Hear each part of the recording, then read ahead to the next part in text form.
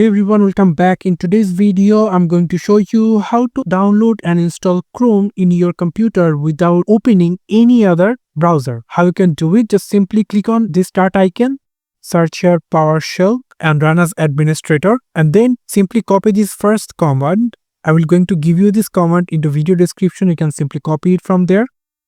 Simply paste it over here like this and simply click enter. After complete this, you can simply copy the second command over here.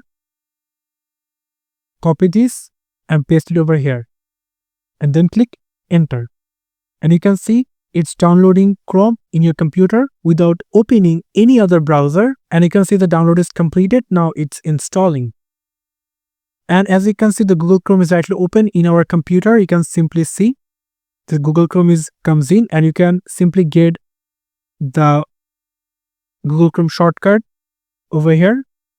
So yeah, this is how we can simply do that. Thank you so much for watching. I hope to see you for another videos. Till then, goodbye.